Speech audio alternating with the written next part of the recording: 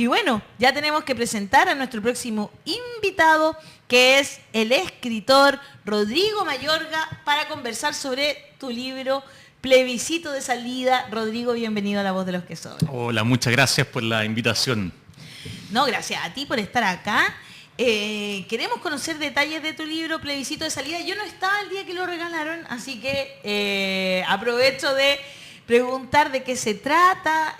Cuéntanos un poco. El nombre me dice algo. Algo. Claro, pero me imagino que tiene que ver con ese proceso constituyente que aún estamos viviendo. Sí y no, en el sentido que también es un poco más amplio. Este es un libro, es una compilación de columnas escritas entre el 2014 la primera y este año, el 2022, la segunda. Es un libro de columnas que son alrededor de 42 columnas. Mierda. Sí, fue Alta. una... Me di cuenta que había escrito Prolífico. varias, por ahí nació un poco. Pero lo interesante es que al volver a releerlas, yo empecé a identificar ciertas suertes de... Las columnas las va escribiendo en el día a día, ¿no? Y con el tiempo. Yo soy historiador y generalmente escribo de cosas que han pasado hace mucho tiempo.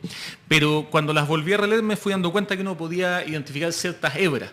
Y de hecho el libro está dividido en 3 partes. Una primera parte que se llama Pasado Distante, que son las columnas previas al estallido social de 2019. Qué buena. Una segunda que es Pasado Reciente, que tiene que ver con todo el periodo de inicio del proceso constituyente, incluyendo también la llegada del COVID. Y una tercera que es Presente Turbulento, que comienza con la instalación de la Convención Constitucional y recorre esta etapa quizás más álgida del proceso en conjunto con las elecciones presidenciales y la instalación del gobierno actual del presidente Gabriel Boric. Muy bien, ahí estamos viendo el libro Plebiscito de Salida, que se ve muy artísticamente muy interesante la portada, tapa también, ¿no? sí. Ahí Camilo, el portadista, el artista, fue el que es responsable de esa maravilla de portada, que también resume un poquito todo eso, todo lo que ha ido pasando un poco en esta última década. Yo creo que es algo bien de historia como reciente en ese sentido. Dentro de las proyecciones que tú tenías, ¿cierto? Como intelectual, básicamente, ¿pensabas que llegaríamos a un escenario como este, donde han aparecido roles que, por lo menos para mi punto de vista, nunca imaginé que tendrían este rol, ¿cierto? Como los bots, como la gente que uno apreciaba por su valor también intelectual, y sin embargo hoy día lo pone en jaque, difundiendo noticias falsas, claro, prestándose ese juego de generar ruido mediático para tratar de defender ciertos puntos? Yo creo que, por lo menos para mí, yo no pensé que se desgranaría el choclo de esa manera tan evidente. No, yo creo que, claro, diría que hay 2 líneas ahí. Hay cosas que cuando yo volví a leer el libro, leer las columnas, dije, wow, estos temas uno los hablaba. O sea, hay una columna sobre la dignidad de la experiencia escolar a propósito de un liceo en Maipú que no pudo abrir, producto de que estaba lleno de caca de ratón, donde, ¿te acuerdas de ese caso? Y donde el tema de la dignidad aparece antes de que se usara un poco el concepto. Entonces, creo que habían ciertas ideas que no estaban articuladas todavía. Lo que sí creo yo que es una suerte de predicción un poco lamentable, o más bien una precaución hecha en algún momento que se terminó cumpliendo, tiene que ver con el avance de la ultraderecha y de la derecha más bien radical. De hecho, hay una columna de 2016 que se llama El día después de Trump, que es justamente una columna sobre la experiencia norteamericana el día después de la elección de Donald Trump, que fue sorprendente para el mundo norteamericano. Yo estaba estudiando en ese momento allá en Estados Unidos, y esa columna habla un poco de por qué llega esta lógica, esta derecha más radical al poder, cuáles son los peligros, el peligro de la antipolítica, el peligro del miedo al otro, y termina diciendo como, y bueno, estos son temas que hay que tener presentes porque si no, vamos a encontrarnos con nuestro propio día después de Trump. Y hay una columna más adelante, post primera vuelta presidencial, que se llama El día después de Cast, y un poco vuelve y retoma esas ideas. Exactamente. Qué interesante. Yo te iba a preguntar, porque justamente hay mucha gente que te sigue, dice, Rodrigo me cae bien, me encantan sus comparaciones de la actualidad con series ñoñas. Hay harto de eso. Rodri tan seco dice, genial, por fin Rodrigo Mayorga acá. Y por aquí alguien, no lo puedo encontrar ahora porque son hartos los comentarios que están llegando, pero que decía que te sigue y que te ve que siempre tú estás desmintiendo las fake news de la derecha. ¿qué te parece lo que ha pasado hoy? Que es justamente a lo que tú hacías alusión, digamos, que es que esto sucedió finalmente, ¿no? Pero lo estamos viviendo yo creo que con más ferocidad que nunca. O sea, de verdad que ya ha traspasado todo límite con gente, no sé, diciendo que va a matar, que hay que salir a matar. Es que es que tenemos dos temas que son bien brutales. Con el tema de las fake news, de la desinformación, de las interpretaciones catastróficas. Y yo ahí también siempre digo, de la derecha y cuando son de la izquierda, también de la izquierda, creo, o del centro. Creo que aquí no podemos, lo que arriesgamos es la democracia. Y en el fondo ahí tenemos que tener mucho cuidado. Y finalmente, yo digo, hay dos grandes temas relevantes. La fake news, la desinformación es una forma muy fácil de ganar votos. Es una forma simple de convencer a alguien con un escenario terrible o con un escenario maravilloso que no es tal, dependiendo desde dónde venga. Pero tienen dos problemas o dos peligros clave. Uno es, como decíamos, que puede alterar la voluntad de la ciudadanía. Y después, si uno se da cuenta que su voluntad fue alterada, sobre todo en procesos como el constituyente, no basta con decir, no, mira, pucha, perdí, qué pena, ya perdí mi oportunidad. Eso va generando una problemática social importante. Y lo segundo es que alimenta la tensión social. Las fake news tienden a generar mucha indignación. Y esa indignación después no es fácil resolverla, producto de que esto es mentira. Entonces, si uno no se entera de la mentira, se queda con eso y después no ve que haya un acto que repare eso, lógico que va generando indignación. Y va generando esta suerte de idea medio bélica de todos contra todos, que termina en, como tú muy bien dices, personas que abiertamente se declaran en una situación de amenaza tal que están dispuestos a agredir o a violentar a otros. Y eso es muy peligroso. Y yo creo que hay una responsabilidad, sobre todo de los actores políticos, que usan esto como una herramienta electoral muchas veces, y que no sé si no conciben el impacto que tiene, no le toman el peso realmente que tiene, o de frentón les da lo mismo. De frentón claro. Pero que es muy probable. Que es súper probable, pero además, cualquiera sea los casos, porque yo tengo estas discusiones aquí cuando uno dice, bueno, esto es mentira, o es error, o lo que sea. Yo creo que aquí la intención, si bien ética y personalmente es relevante, importa más el efecto. O sea, si la persona lo hizo por error, en la mejor de las intenciones, no importa, tiene que resolverlo, tiene que repararlo, porque es el daño social el problema que enfrentamos. Eso es la ventaja de poder debatir en serio, que por supuesto que cualquier ser humano puede cometer errores. Por eso uno dice la cosa, si uno espera una respuesta del contrincante, sobre todo si tiene otros valores y otro énfasis, otra priorización, que dice, no, acá hay otra información. So, en el caso de que citan con altura de miras los argumentos de uno y después explican por qué esos argumentos son falsos, perfecto. Pero el problema acá es que no citan los argumentos. Eso me pasó mucho con el debate que empecé a hacer en el espacio público, el más primero, que era el de TPP-11. Es como, tengo una crítica específica de ciertos tratados y ciertas cláusulas. No, que esa gente quiere eliminar todos los tratados. Y lo siguen repitiendo. Los mismos que se jactan de su seriedad mienten en el argumento del contrincante, que es la primera falacia que critican en la universidad, por eso están de primer año de pregrado, que es el hombre de paja, donde construye argumentos del contrincante que son facilísimos de desmentir, porque por supuesto, si uno está en contra de todos los tratados internacionales, por ejemplo, eso es muy malo para el país. Pero eso no fue la crítica que hice yo, por ejemplo, pero lo insisten.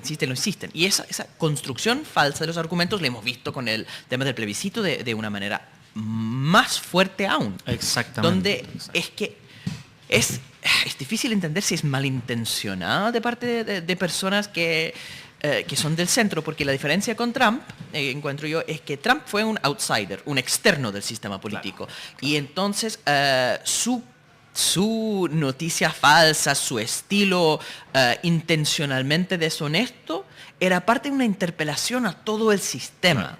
Cosa que ha ocurrido con Bolsonaro también, cosa que ha ocurrido con las redes sociales que tienen campañas de extremistas fuera del sistema. Exacto. Este es el único país, Chile, que de los cuales yo tengo conocimiento, donde son los insiders, son los de la élite política que han estado muchos años, como la Jimena Rincón, ministra, presidenta de la democracia, candidata presidencial de la democracia cristiana, personas de adentro del sistema político, que son los que están alimentando las noticias falsas. Cuando una persona que se jacta de su nueva forma de hacer política, el corrupto Andrés Velasco del almuerzo de los 20 millones de pesos, que toda su forma de hacer política fue, no, yo soy un académico serio y yo argumento desde esa seriedad, compartiendo noticias falsas. Cuando son los tecnócratas que se vuelven terraplanistas, cuando son los tecnócratas que vuelven populistas, eso es un tema de altísima preocupación.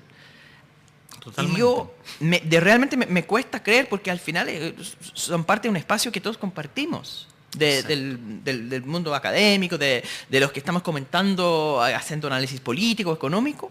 ¿Cómo es posible que las personas que estamos encargados de hacer la traducción de conceptos técnicos de una forma simple están dispuestos a hacer ese trabajo mal?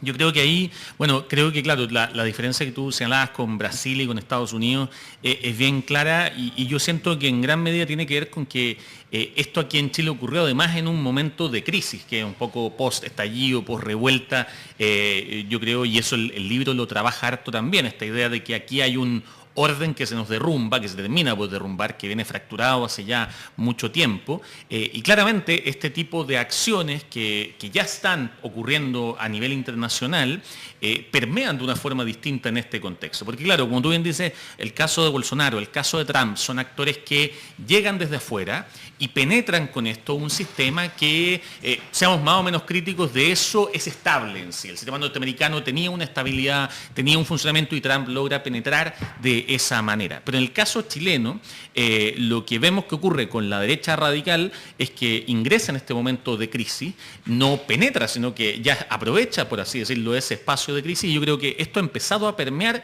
el debate público de una manera que es muy peligrosa, porque como tú bien señalas, se convierte esto en una situación que daña a la democracia como tal, que no pareciera ser un acuerdo mínimo que debiéramos tener todos, y llega hasta los absurdos, por ejemplo, de que hemos visto editoriales en diarios de alta circulación nacional acusando a las personas que evidencian mentiras de estar mintiendo. Porque eso no es una mentira, es un tipo de interpretación, y claro, lógico, es una interpretación como yo podría interpretar que este edificio se puede caer en este momento, en 5 minutos, producto de un terremoto grado 12. Obvio que es una interpretación válida. Pero si yo digo eso y llego acá y digo, y soy además una persona que sabe el tema y dice, oigan, ¿sabe que esto se va a caer en 5 minutos? Y no entrego todos esos elementos, por supuesto que ahí estoy causando un efecto. Y creo que los actores políticos, académicos, intelectuales, sociales, del tipo que sea, bueno, la prensa, por supuesto también, tenemos que empezar a hacernos muy, muy responsables del efecto que eso tiene. Como tú bien dices, reconociendo si a veces uno se equivoca. También uno puede equivocarse y entregar algo, pero no cuesta nada reconocer los errores, no cuesta nada buscar reparar. Sí. Dice Rosario Olivares en YouTube. Perdona, Hassan, no sé si quería complementar algo. Quería distinguir, porque cuando uno dice se podría caer el edificio en 5 minutos, desconozco eso, yo pienso todos los días que este edificio igual es sólido, pero cada vez que subo en el ascensor tengo la sensación que se va a caer. Y claro, no soy ningún experto, pero una proyección al futuro, ¿ya? Entonces es válido debatir sobre eso. Y proyecciones sobre el futuro son particularmente complejas. Y yo no diría que es una noticia falsa, ¿ya? Yo tengo que poner los argumentos, otra persona puede contrastar, perfecto. Exacto. Pero el momento que yo digo, este edificio está en Las Condes, exactamente, eso es diferente, porque estamos en Santiago Centro. Ahí hablamos de una noticia falsa, absolutamente, una mentira. Y el problema es que cuando Andrés Velasco dice la Constitución nueva tiene los mismos cerrojos que la Constitución anterior, eso que es es más difícil cambiar la nueva Constitución que cambiar la Constitución de 80. No, cambiar la nueva es 4/7, cambiar la anterior puede ser hasta 2/3. 4/7 es menos que 2/3. No hay debate de eso, ¿no? No hay que tener doctorado en economía para entender que 4/7 es menos de 2/3. Entonces hay un problema acá que no es de la diferencia de interpretaciones. Claro. Porque distintas personas van a tener distintas preocupaciones, distintas evaluaciones de lo que podría pasar en el futuro. Hay una forma, no lo he encontrado, honestamente, personas serias de rechazo hasta ahora, ¿ya? Pero seguro que hay maneras de defender el rechazo que podrían ser serios. Totalmente. Pero no lo están haciendo. Y al final el problema es eso, que es muy difícil debatir con seriedad cuando el contrincante decide no ser serio. Totalmente. Totalmente de acuerdo. Oye, no se puede nomás, pues así es la cuestión. Y eso, entonces, y por eso ¿lo abandonamos o lo...? Por eso estamos la duda existencial que venía con... Y entrampadas. Claro, esa es la duda existencial que tiene Hassan, en la que yo incluso como periodista, digamos, como que debería ser experta en comunicación. No sé si te pasa lo mismo, Rodrigo. Todavía en mi vida no logro evaluar si hay que responder o no siempre a las mentiras. Y de repente uno lo hace de manera emocional, no racional, porque en el fondo, para entender bien cómo funciona, por ejemplo, Twitter, yo lanzo una falsedad, asumiendo que yo estoy en conocimiento de que es una fake news. Y al comenzar a aclararla, se genera amplitud sobre la misma mentira. Exacto. Y si vamos al principio básico, de que ninguna explicación tiene el valor que la mentira inicial, vamos a perder así. Exactamente. Y ahí es donde uno dice, chuta, a veces es mejor ni responder, porque... Yo creo que ahí, bueno, está el tema de lo que ha hecho el fact-checking. Yo también he hecho algo en esa línea, sobre todo en mi cuenta ahí en Instagram, en Rodrigo Mayorga C. Claro, yo creo que el problema, y ahí un poco hay un tema de división del trabajo. Creo que el problema es que en algún momento todo el mundo estaba dedicado, y todavía pasa mucho eso, a desmentir, y claro, y al final eso termina siendo una estrategia, de nuevo, que trae un rédito electoral y político específico. Lanzar una mentira es muy barato.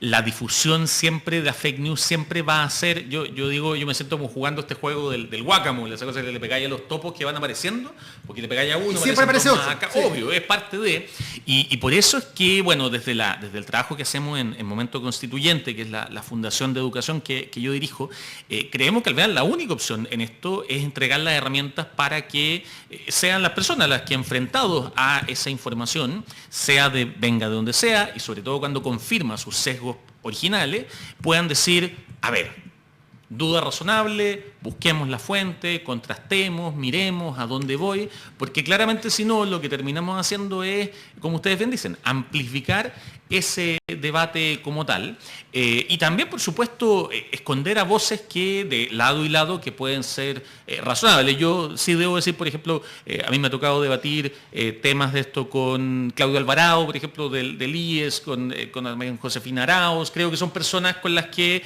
he interactuado, conversado, que uno puede decir, perfecto, estamos conversando en esa línea que tú dices, interpretaciones, argumentos.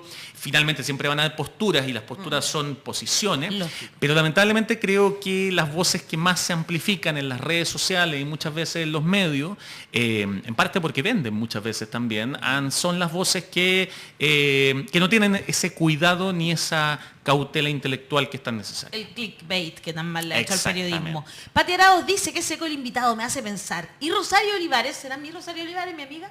Dice que hable de la app que lanzaron ayer. Es súper didáctica para aprender de la nueva Constitución. Buenísima. Excelente, Rosario. Gracias por darme ese pase. Sí, bueno, les contaba, yo dirijo esta fundación, Momento Constituyente. Somos una fundación de educación constituyente que es cívica, ciudadana y política, no para el proceso solamente, sino que para aprender a constituirnos. Y lanzamos ayer una nueva aplicación que se llama Desafío Constituyente. Es una aplicación que ya está disponible en las App Store, en las Google Store. Ay, la vi de la mañana, la Fran Solar con el... La Fran Solar estuvo profe, ayer. Que estaban jugando. Estaban ayer, exactamente. ¿Sí? Es una aplicación que funciona como juego de trivia. Nosotros hemos hecho juegos previamente, de mesa sobre todo, que hemos trabajado ahí con la Universidad de Columbia en Estados Unidos, con Pop Juegos, para llegar con educación en estos formatos, y ahora en esta nueva alianza con Digital Learning, lo que hicimos fue trabajar juntos para llevarlo a un formato de aplicación. Entonces uno llega, se inscribe, hace un usuario, y va jugando distintos desafíos de trivia que tienen que ver o con temas de educación constituyente en general o con los contenidos de la nueva Constitución. Vamos, yo quiero jugar. Por favor, ahora, hoy día. Hay un ranking ahí, están ahí, se ganan medallas. ¿Cómo tiene se llama? todo ¿Y lo bajo en cualquiera de las apps? Sí, Desafío Constituyente. Desafío Constituyente. Desafío Constituyente, Perfecto. sí. Me encantó.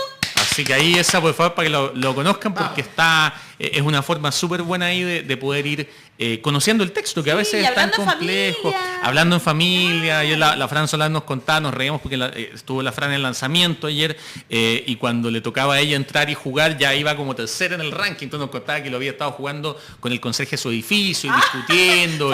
Y claramente, ahora le fue súper bien después jugando en el lanzamiento, así que claramente... Sí, no, si la vi, estaba pero seca. Sí, está bien bueno, yo creo ese, así que también lo mis felicitaciones a Arturo Axtel, a Carolina Padilla y al equipo Momento Constituyente y DL que la sacaron en un mes, digamos. Esto fue un trabajo bien titánico. Oye, fantástico.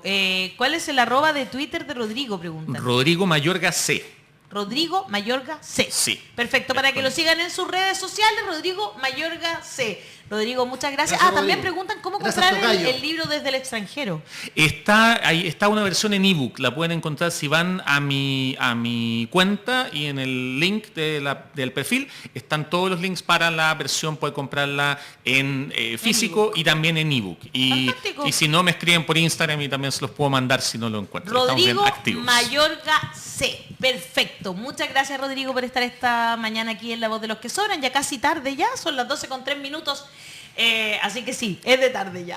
Gracias, Rodrigo. Muchas gracias.